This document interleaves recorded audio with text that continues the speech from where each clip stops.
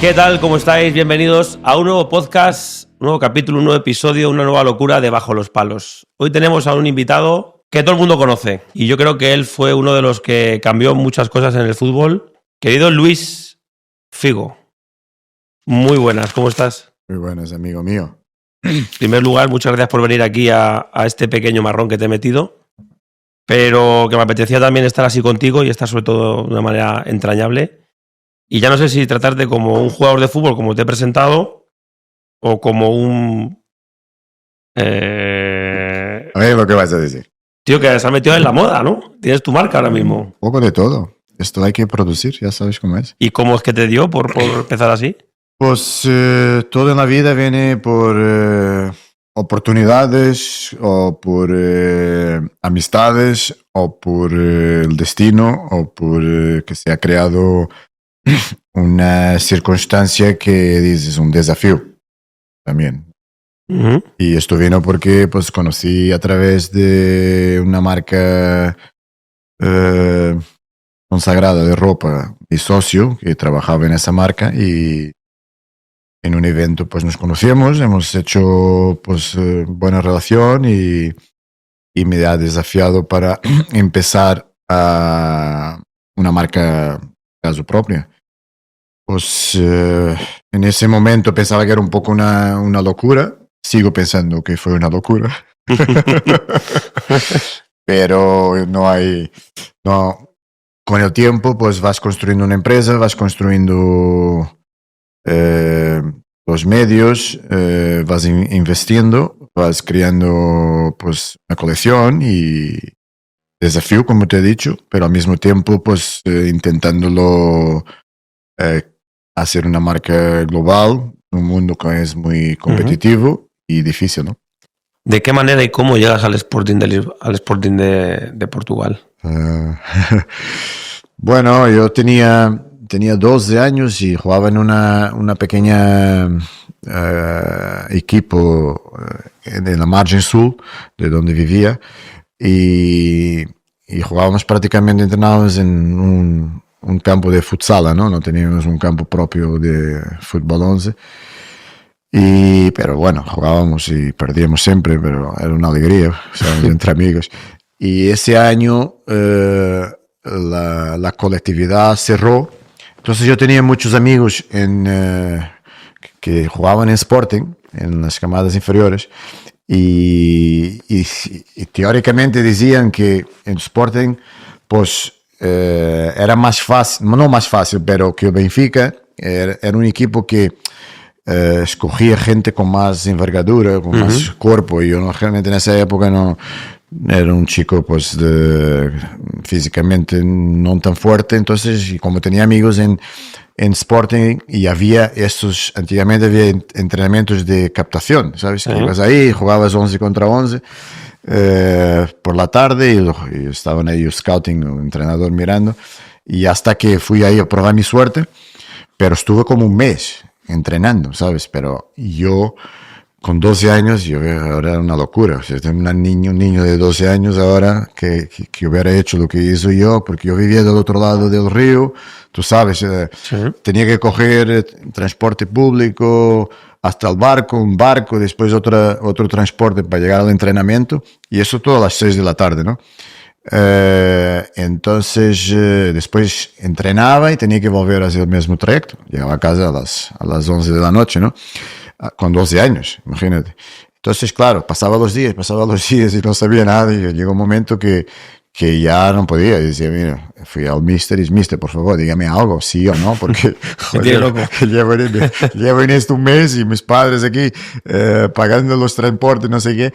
Así que al final pues me dice, sí, bueno, va a hablar con el director, que al final te quedas aquí y te van a pagar el PAS, ¿sabes? El PAS es por los transportes públicos. El bono. El bono. Y así que puedes comer aquí en el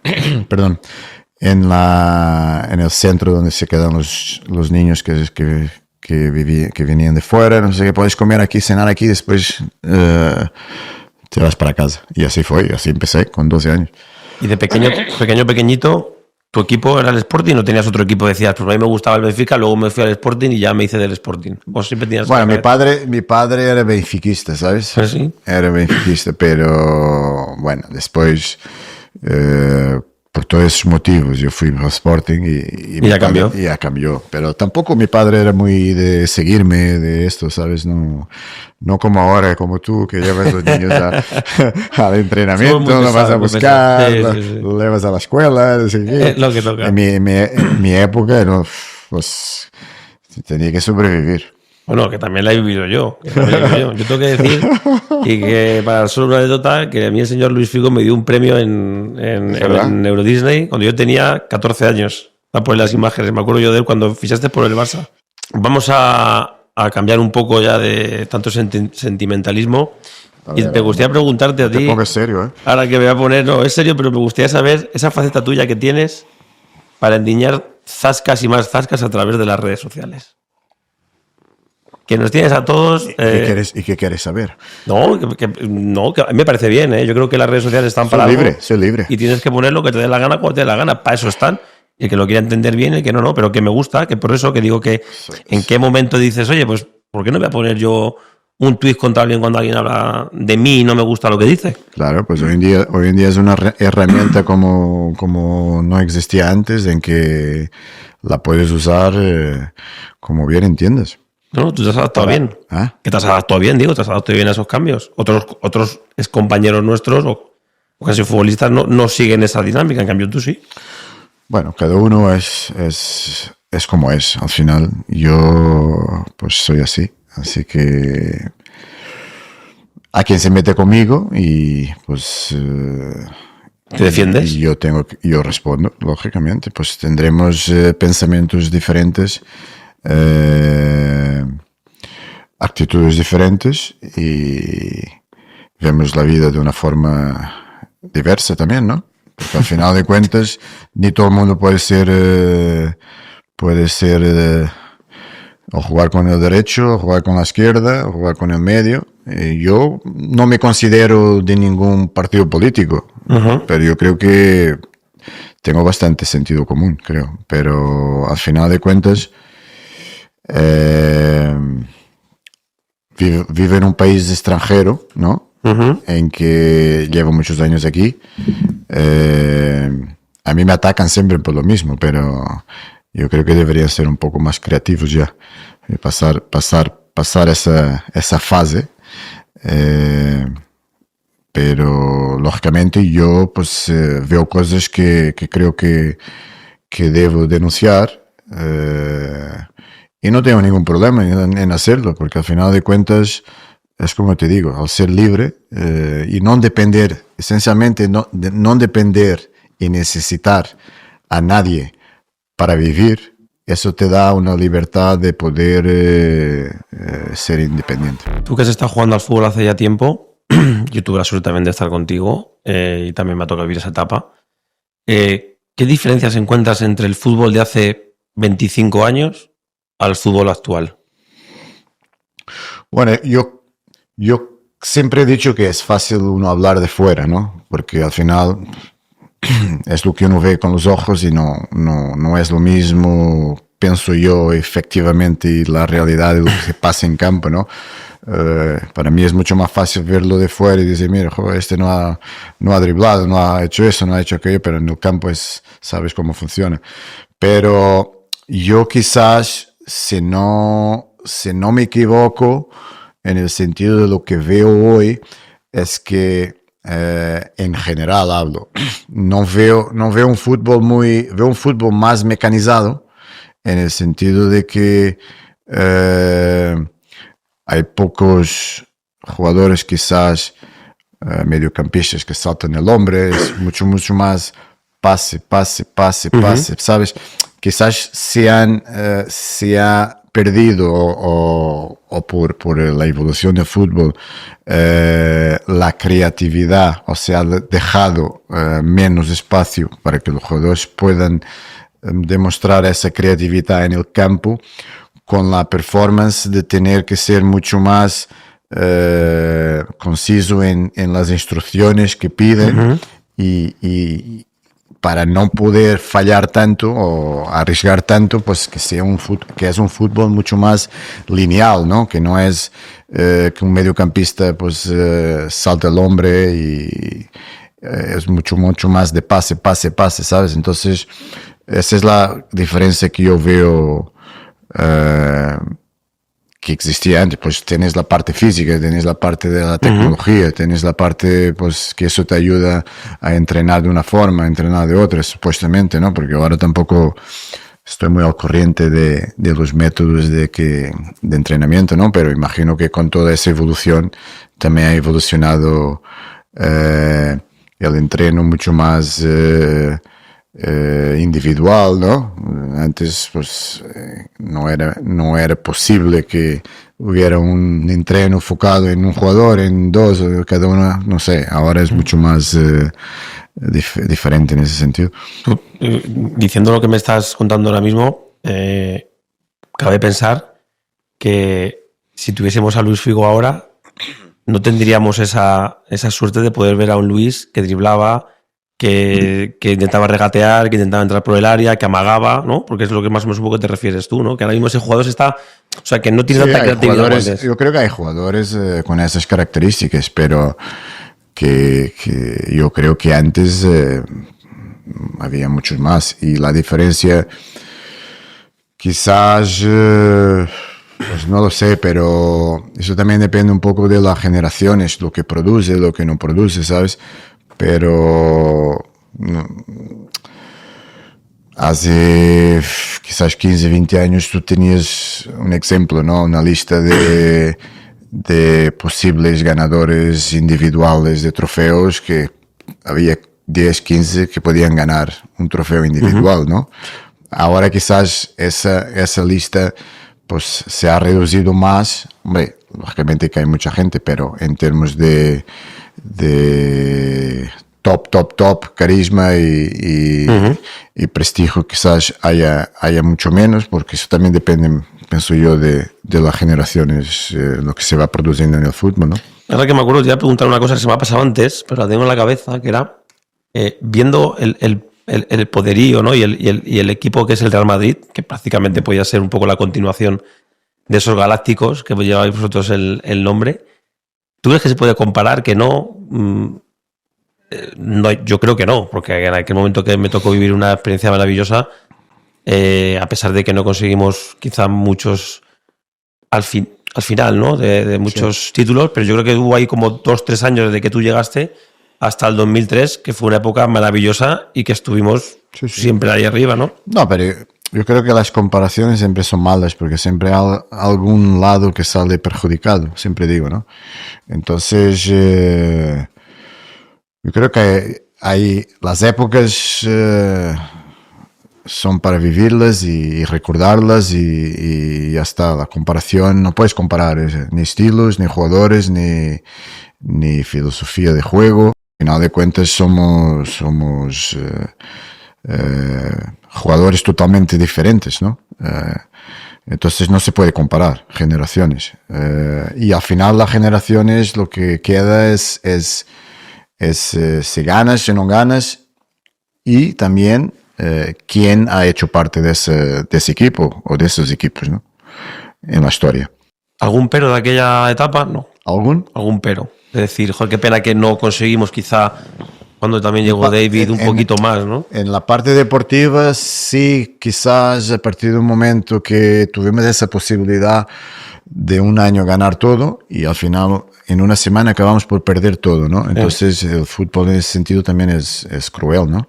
Pero la verdad yo creo que ahora recordando todo y repasando fue una época muy bonita y yo creo que a pesar de siempre haber el entorno, todo eso, y intentar pues decir esto, aquello, fomentar la mentira, fomentar que... Otro día estaba mirando un vídeo de este Pedredol, se llama Pedredol, ¿no? Sí, ¿te refieres a Josep Pedrerol? Sí, este. Sí. Estaba mirando un vídeo y yo, ¿cómo este tío... ¿Cómo este tío puede decir tanta mentira? Diciendo que alguien había dicho del Madrid, no sé qué, que yo no pasaba el balón a Zidane y que el presidente me venía a haber dicho que, oye, ¿por qué no pasas el balón a Zidane? Un vídeo en ¿cómo se llama el programa este? El de por la noche, el chiringuito, ¿no? Chiringuito. Que esto que no pase el balón y tuve que venir Florentino a decirle que pasar el balón y en el partido siguiente que ya le pasó el balón y ha hecho no sé así para el palco. Y yo, pero chico, ¿pero dónde vas? A ver una cosa, ¿dónde vas? En serio, ¿eh? ¿Tú crees que la gente está gilipollas y piensa o cree en lo que estás diciendo? Bueno, habrá gente que no tiene opinión, que sí, pero son cosas así, sí. Chorradas así, que dices, esto solo puede influenciar a la gente que no tiene opinión propia de llegar al fin de semana y decir, este es un hijo de P, no sé qué, porque no pasa el balón a este. Pero nosotros que llevamos jugando al fútbol toda la vida, yo pregunto, ¿tú crees que dentro de un campo de fútbol tienes el tiempo para pensar si doy el balón a este? Por ser Zidane o doy el balón a aquel que sea Raúl? ¿Tú crees que tienes ese tiempo? Es que si tienes ese tiempo es porque nunca has jugado al fútbol profesional, si piensas así, porque al final si estás ahí pensando, este es Zidane, no le doy el balón, hombre, ya te lo han quitado, el defensa, ¿no? Es como que, pero son cosas así que, con esto quería decir que siempre existe ese tipo de situaciones que intentan pues crear mal ambiente, ¿no? Sí. Pero yo creo que una de las suertes, y lo digo sinceramente, una de las suertes que siempre hemos tenido, independientemente si ganas o si no ganas, es el respeto que teníamos entre nosotros y eso demuestra que hasta el día de hoy pues tenemos buena relación todos, ¿sabes? Y que mantenemos una buena amistad, pues cada vez que nos vemos es una alegría, no nos vemos mucho quizás con uno u otro, porque cada uno tiene su vida, pero, hombre, hemos tenido un muy buen ambiente todos estos años. Una cosa es pues si ganas o si no ganas, pero y eso es lo que pienso yo, es más que un trofeo también en tu carrera deportiva, es las amistades que haces con tus compañeros, el respeto que tenemos entre nosotros. No es solo los títulos, ¿sabes? Yo siempre digo, yo he ganado muchos títulos, pero no haber tenido ningún problema nunca con ningún compañero, haber respeto, cada vez que nos veo, nos reímos, nos pasamos bien, eso es más que un trofeo, sí. ¿No? Estoy de acuerdo. Entonces, ¿sabes? Y eso valoro también, porque a pesar de mucha gente con nombre, mucho ego, mucho esto, siempre hemos tenido muy buena relación en el vestuario, ¿no? Sí, se ha visto después, el paso del tiempo. ¿Y cómo ves tú el fútbol actual, en general? Si tú tienes si fueses ahora mismo, perdón, un presidente, un vicepresidente, un consejero de los presidentes, ¿cómo ves tú el fútbol actual y en qué manera querrías cambiarlo o mejorarlo o hacer el qué? Si tienes que mejorarlo. Es que es una pregunta muy amplia, ¿sabes? Porque al final de cuentas el fútbol es una industria inmensa, ¿no? Yo creo que el mayor desafío es continuar, que será, pero continuar a ser un deporte atractivo para las nuevas generaciones, ¿sabes? Entonces, yo lo que creo que el fútbol es el deporte número 1 al mundo, que es una industria pues que no va a terminar nunca, pero en términos de atractividad para las nuevas generaciones, con tanta competitividad que existe con otras plataformas, ofertas, entertainment que existe, pues eso yo creo que es el mayor desafío para el futuro. Porque al final de cuentas, hoy en día y también encontrar un equilibrio entre lo que es las competiciones domésticas, las competiciones internacionales, las competiciones de selección, porque al final de cuentas esto es todo una bola de nieve, ¿no? Al final es todo un interés pues de quién pide más partidos. Lógicamente, si no hay más partidos, no hay más recetas. Y los clubes, lógicamente, lo que quieren para poder tener los mejores jugadores y pagar y tener el presupuesto que tienen, si no hay más partidos, pues no hay esas condiciones. Y lógicamente para los jugadores, pues es lo mismo. Si no hay más partidos, no se puede tener contratos tan altos. Y tú vas a preguntar a un jugador que te dirá siempre que sí. ¿Quieres más partidos y ganar más o quieres menos partidos y ganar menos? Al final de cuentas, es un equilibrio que también se tiene que encontrar, pienso yo, en ese sentido, porque ya no hay...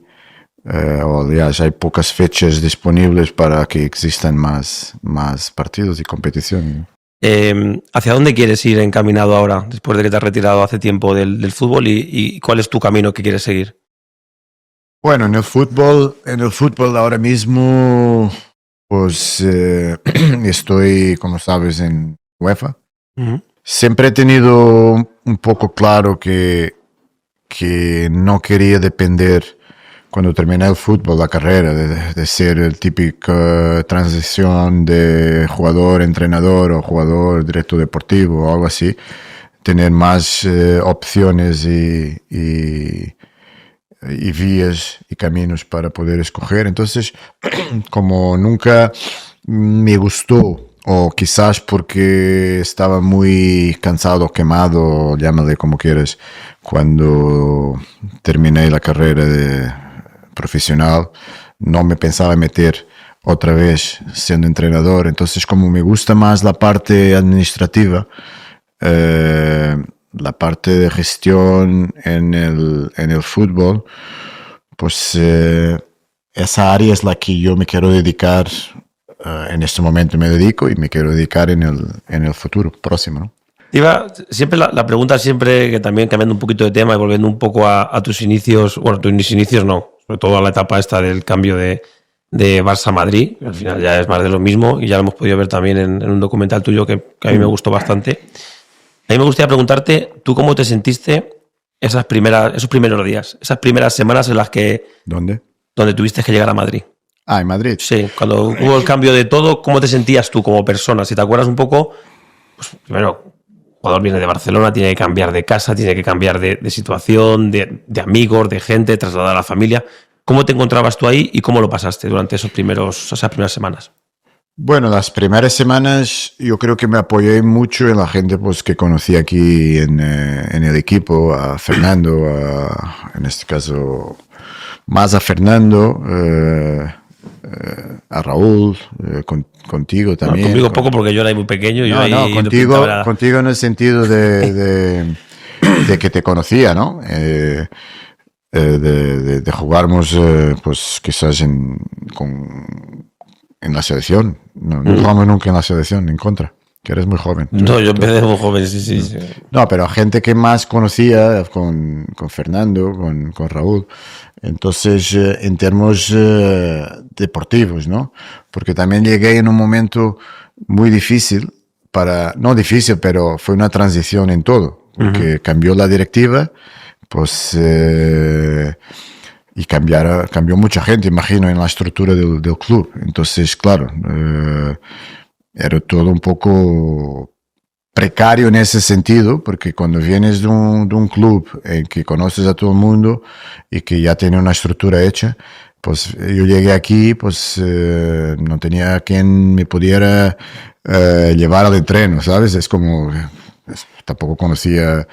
Yo me acuerdo que me iba a buscar al hotel donde me quedé al inicio, era Pirri. Sí. ¿Sabes? El Pirri me ha hecho de llevarme a los entrenamientos y traerme de vuelta al hotel. Entonces, todas esas circunstancias, para quien llega nuevo y tiene que adaptarse a una nueva realidad, y además con todo lo que conlleva o con lo que ha conllevado a la transferencia, pues mira, no ha sido fácil. No tenía casa, no encontré casa de inicio, tuve que estar 3 meses en un hotel. Pero yo creo que en términos de adaptación en generales, pues he intentado enfocarme en mi trabajo. No ha sido fácil, pero poco a poco pues las cosas fueron saliendo adelante.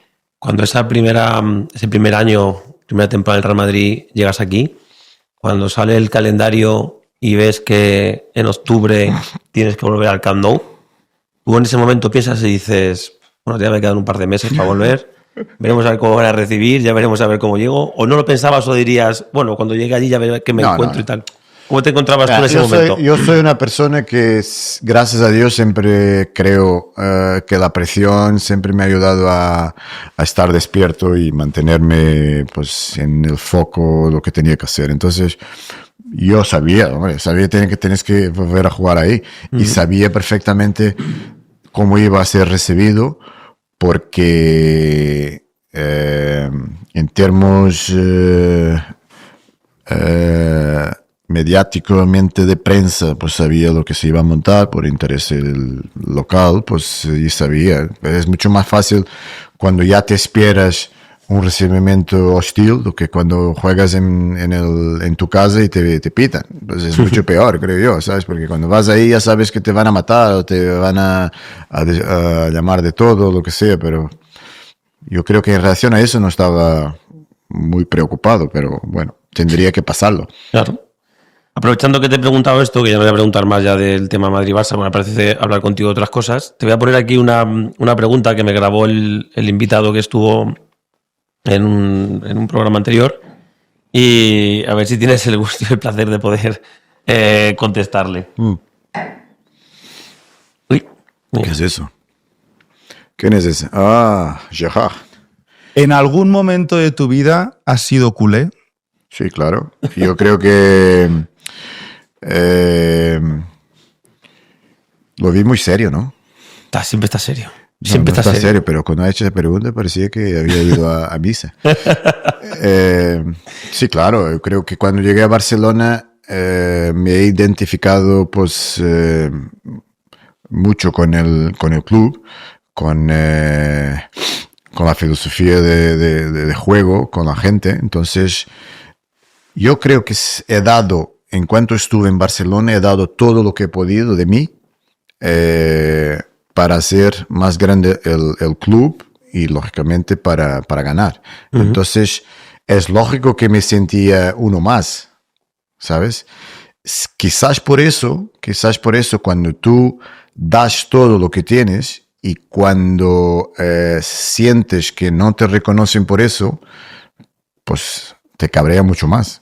Y entonces yo digo que sí, yo creo que me sentí identificado con el club al máximo y es lógico que en el tiempo que estuve ahí pues he pasado unos años fantásticos. Siempre lo he dicho, es que yo nunca voy a renegar de mi pasado porque está ahí y he aprendido, he crecido, he madurado, he ganado títulos, he ganado prestigio. Y otras cosas que no son relacionadas con el fútbol que he ganado también en mi vida, que hasta hoy han sido de las cosas más importantes. Bueno, espero que le haya quedado claro a Piqué cuando esté viendo el podcast para que se lo aprenda. Una cosa es si creo o no. Eso ya es diferente, está claro. Eso ya a mí Sacándome el tema de los trofeos, sí que tenía yo en mi cabeza, bueno, pues la gente sabe, o si no sabes lo digo yo, que aquí tenemos a un ganador del Balón de Oro. Y sí que me gustaría preguntarte, a ti que lo has ganado y que estáis en ese club selecto de los que habéis podido conseguir ese trofeo, quiero hacer dos preguntas. La primera te la voy a hacer ahora, que es ¿qué te ha parecido el Balón de Oro de este año? Ha habido mucha polémica entre Vinicius, sí, Rodri, etcétera. Bueno, yo creo que quien gana es siempre feliz y quien pierde pues es siempre decepcionado, ¿no? Siempre piensas que si estás nominado a poder ganar y es una decepción, lógicamente. Y a mí me ha pasado también en otros años que no pudo ganar y que pensaba que podía al estar nominado, pero al final pues es así. Yo creo que quien gana ha hecho los méritos para ganar. Después, si uno ha hecho más que otro, pues eso, chico, pues eso depende de quién vota y cómo piensa, ¿no? Es como, ahora, si me preguntas a mí, yo creo, pues, que por un motivo que ha ganado el campeonato de Europa, pues es suficiente, y por lo que estaba haciendo en todos los últimos años, pues es meritorio. Ahora, Vinicius también merecía. Esa es mi segunda pregunta que te iba a decir yo. Vinicius ha ganado la Champions, ha hecho un año impresionante y es así, pero muchas veces también quizás hay un parámetro de que dices, ok, vamos a dar este premio, que yo creo que fue lo que pasó también en mi situación, no solamente por un año concreto, pues todo aquello que viene haciendo en los años anteriores, ¿sabes? Uh-huh. Por eso es difícil, no sé. Yo como no voto, no sé cuáles son los parámetros. Es que esa es mi segunda pregunta, ¿sabes? Te iba a decir yo. Si tú votas solo siendo capitán de Portugal, ¿a quién hubieses votado tú para Balón de Oro? El año pasado quizás a Rodrigo, y este año, porque ganó uh-huh. la Champions el año pasado con el Manchester City. Y quizás, Rodri dices. Rodri. Y este año quizás pues, a Vinicius. Pero bueno, pues no sé. Si no, había que dar mitad del Balón de Oro acá. Yo te quería preguntar, cambiando un poco ya también de clubes y demás, que siempre me llama un poco la atención, ¿no? Esa selección que formabais en Portugal, que me parece que tenéis uno de los equipos, o sea, un equipazo, o sea, Rui Costa, Figo, Conceição, Nuno Gómez, bueno, João Pinto, o sea, Víctor Bahía. No sé si te quedó a ti esa espinilla, ¿no? O sea, espina de no haber conseguido, sobre todo en aquella Eurocopa del 2000, cuando pitan ese penalti, ¿no? Que os eliminan el gol de oro uh-huh. con Zidane, que teníais un equipazo, haber conseguido eso, o la final de la Eurocopa 2004. En el 2004 en Portugal. Sí, pero yo veo la parte... Ahora, a frío, veo la parte positiva. No, lógicamente que me hubiera gustado dar un título a Portugal en esa generación, con esa generación, que creo que el fútbol muchas veces te quita y al final después te da, ¿sabes? Es como... Pero yo, analizando todo mi percurso en la selección nacional, pues, que fueron, pues, quizás desde las categorías inferiores toda mi vida, que yo cuando llegué a la selección principal, que Portugal nosotros jugábamos con un objetivo es que no pensábamos siquiera que podíamos ganar un europeo o un mundial, es que Portugal no se clasificaba sistemáticamente para las grandes competiciones, entonces estábamos siempre ahí sufriendo, íbamos a jugar fuera a ver si conseguíamos hacer algo importante.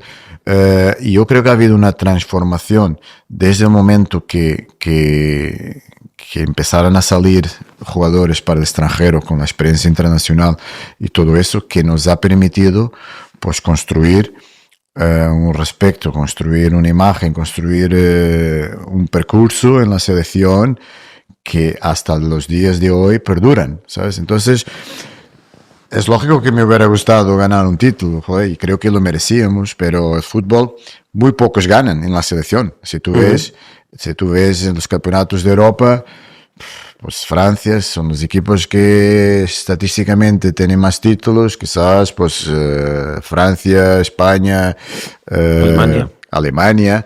No es fácil ganar, pero yo creo que hemos tenido esa oportunidad, no la hemos conseguido, tanto en el Europeo 2002 como 2004. Y 2004, sí. Pero bueno, el fútbol es así. No hemos ganado y después, unos años después, hemos tenido la suerte y la felicidad de poder levantar el trofeo, ¿sabes? Entonces, todo lo que fue construido ha dado sus frutos, no en la generación nuestra, infelizmente, pero al final pues lo hemos podido disfrutar.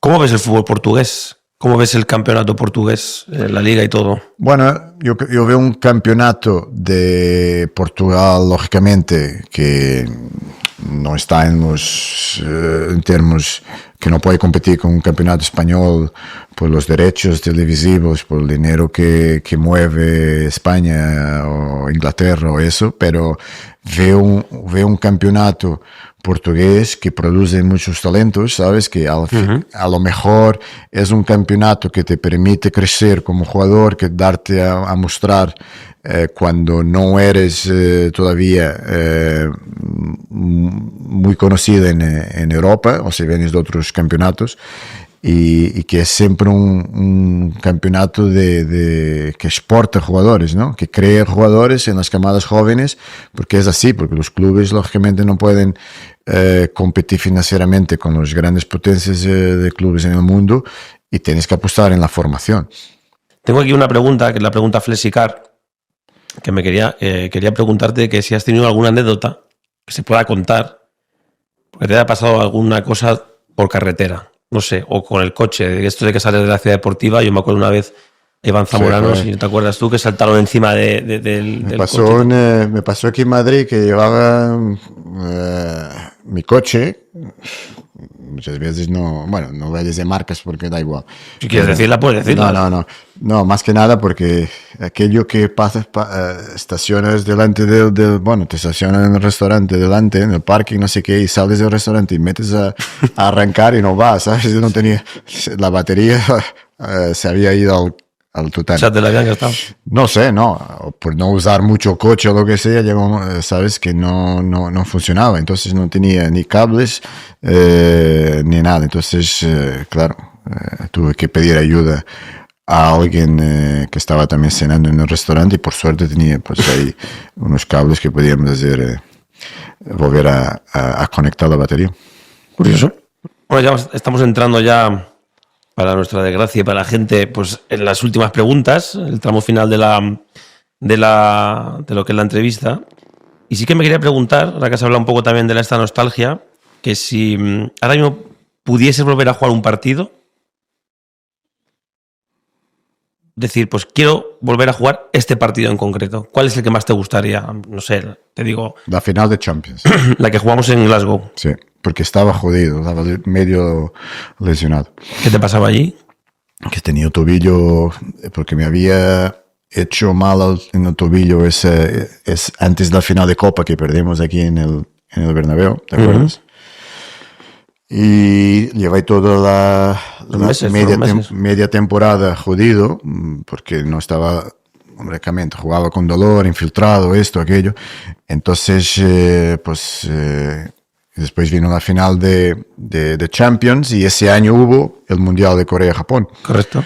Entonces, quizás o la Champions o el Mundial de Corea en Japón al 100%.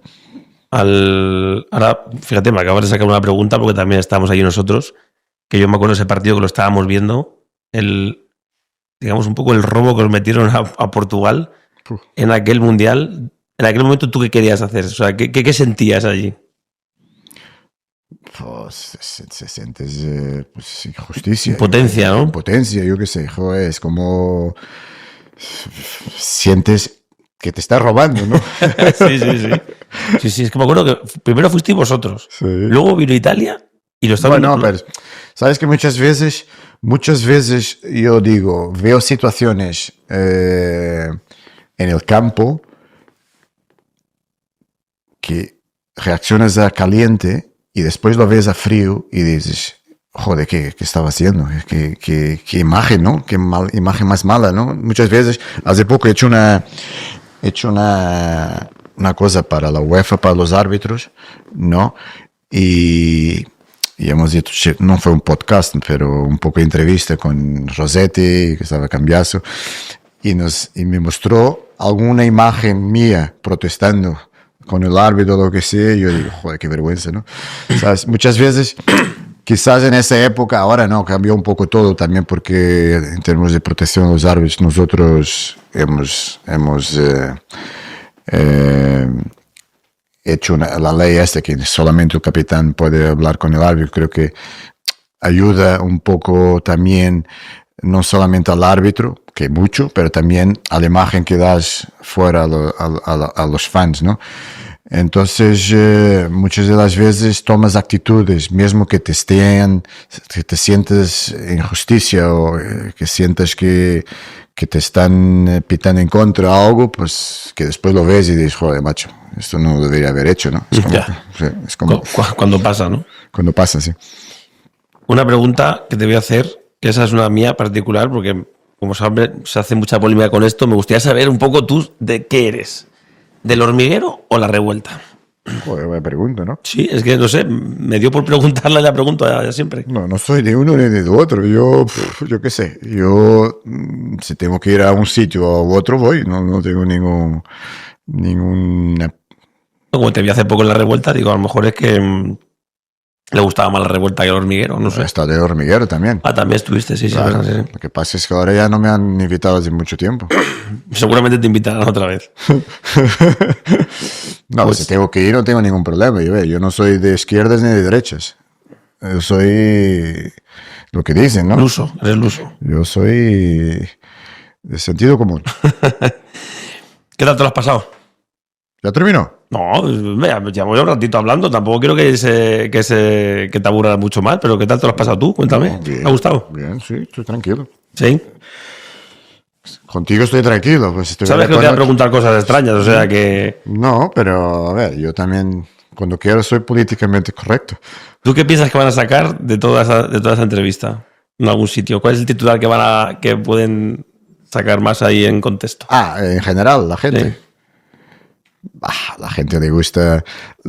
La gente en general le gusta verte jodido.